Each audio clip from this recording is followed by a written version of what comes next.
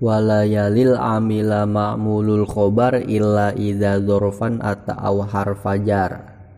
Wala yali dan tidak menyandingi al amila terhadap amil apa ma'mulul khobari ma'mulnya khobar atau lafaz yang diamili oleh khobar. Illa idza ata kecuali ketika datang apa ma'mulul khobar zorfan halnya berupa zorof aw harfa jarrin atau halnya berupa huruf jer beserta majrurnya. Nah ini dalam susunan kana isimnya beserta khobarnya, kita contohkan susunan yang normal itu adalah kana zaidun akilan to'amaka. Kana ada, ini fi'il nakis atau amil nawasikh. Siapa zaidun zaid, ini isimnya kana. Akilan adalah orang yang makan, ini khobarnya kana. To'amaka terhadap makananmu, ini adalah ma'mulnya khobar, ma'mulnya lafaz akilan, karena to'amaka itu maf'ulnya lafaz akilan. Nah itu susunan atau peletakan yang normal. Kemudian dalam peletakan yang tidak diperbolehkan itu apabila ma'mulnya khobar yakni berupa lafaz to'amaka bersandingan dengan amil, bersandingan dengan kana, itu yang dilarang. Seperti kita ucapkan kana to'amaka zaidun akilan. Lafaz to'amaka yang merupakan ma'mulnya lafaz akilan diletakkan setelah kana, ini tidak diperbolehkan. Atau contoh kana to'amaka akilan zaidun, ini juga to'amaka bersandingan dengan kana sehingga ini dilarang, tidak diperbolehkan. Bedanya contoh yang dilarang yang awal kana to'amaka zaidun akilan, khobarnya berada setelah isimnya kana. Lafaz akilan terletak setelah lafaz zaidun. Kalau yang kedua kana to'amaka akilan zaidun, akilan diletakkan sebelum zaidun. Akilan khobarnya kana diletakkan sebelum isimnya kana yakni zaidun. Cuman kedua-duanya ini tidak diperbolehkan sebab lafaz to'amaka yang merupakan ma'mulnya lafaz akilan, yang merupakan maf'ul dari khobarnya kana berupa akilan bersandingan dengan amil, bersandingan dengan kana, ini tidak diperbolehkan. Untuk contoh yang boleh adalah kana akilan to'amaka zaidun. Lafaz to'amaka yang merupakan ma'mulnya lafaz akilan ini tidak bersandingan persis dengan kana.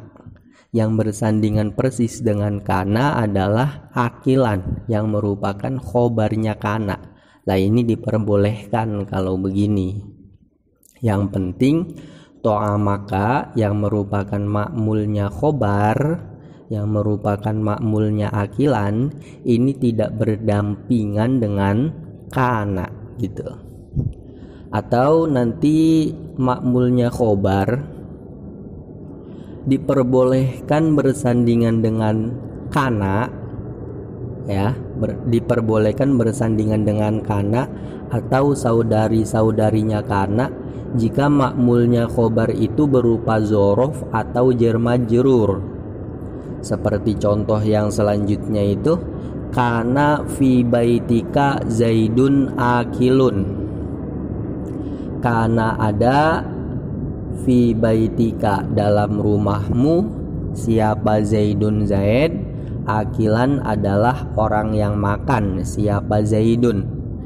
Lafaz fi baitika merupakan ma'mul dari lafaz akilan. Dan fi baitika ini bersandingan dengan kana.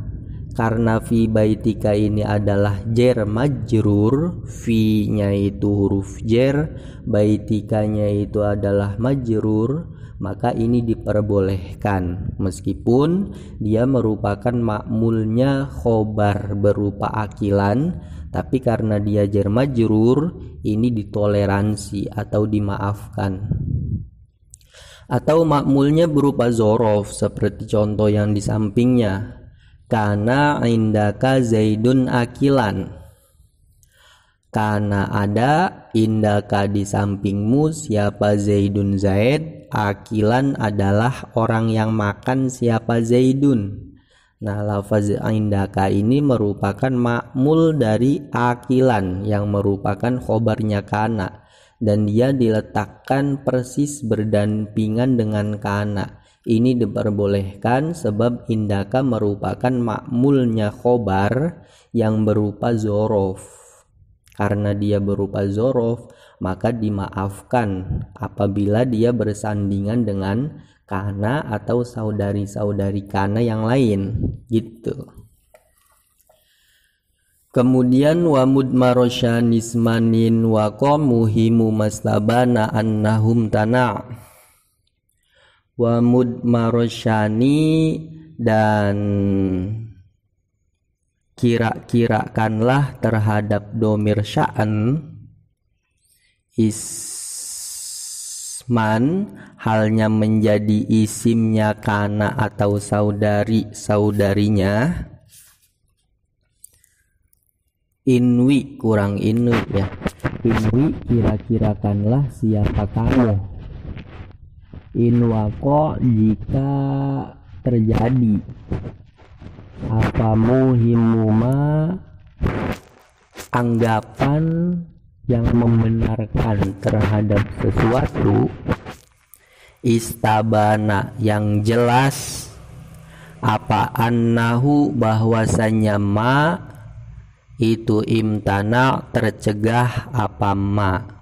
Itu dalam nazom kurang tulisan wa mudmarosyanismanin wi in wako, tulisannya kurang. Kemudian dari teori di atas, teori nazom yang sebelumnya, bahwa ma'mulnya khobar tidak diperbolehkan bersandingan dengan kana kecuali dia berupa zorof atau jar majrur. Kemudian apabila orang Arab membuat sebuah syair atau membuat sebuah ungkapan kalam prosa, dan di situ ma'mulnya khobar bersandingan dengan kana atau saudari-saudari kana, maka solusi dari ulama nahwu, khususnya adalah ulama Basroh, kita harus mengira-ngirakan domir sya'an sebagai isimnya kana atau saudari-saudarinya kana. Karena jelas seandainya ma'mulnya khobar yang bukan berupa zorof atau jar majrur kok ternyata bersandingan dengan kana, ini jelas menyalahi teori nahwu kan, karena menyalahi teori nahwu, dan orang Arab mengatakan hal semacam itu yang mengindikasikan bahwa itu adalah ucapan yang benar, padahal itu adalah ucapan yang salah, sehingga diberikan sebuah solusi, kira-kirakanlah domir sya'an yang sebagai isimnya kana, sehingga ini tidak menyalahi teori nahwu. Karena yang ma'mulnya khobar yang bersandingan dengan kana pada hakikatnya itu dia terpisah oleh domir sya'an yang merupakan isimnya kana atau saudari-saudarinya.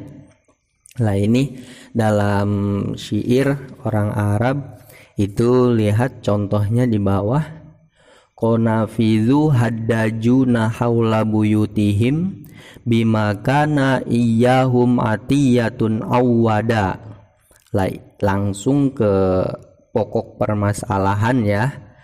Susunan yang normal adalah kana atiyatun awwada iyahum.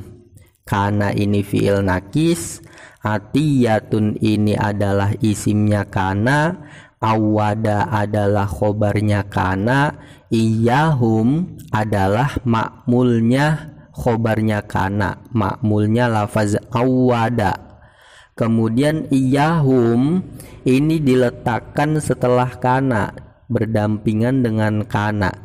Ini menyalahi aturan, tapi karena ini sudah terlanjur diucapkan orang Arab, sehingga ulama nahwu tidak mau kecolongan karena ucapan ini menyalahi teori mereka. Sehingga dalam lafaz kana kita kira-kirakan domir sya'an, sehingga cara mengartikannya adalah kana ada apa keadaan gitu ya. Domir sya'an itu yang kalau terjemah Indonesianya bisa keadaan, karena ada apa keadaan.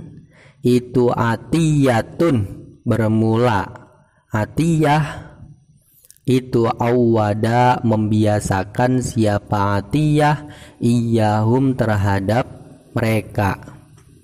Artinya iyahum yang merupakan ma'mul dari awwada ini dibatalkan, dia terletak berdampingan dengan kana, dengan kita mengira-ngirakan domir sya'an.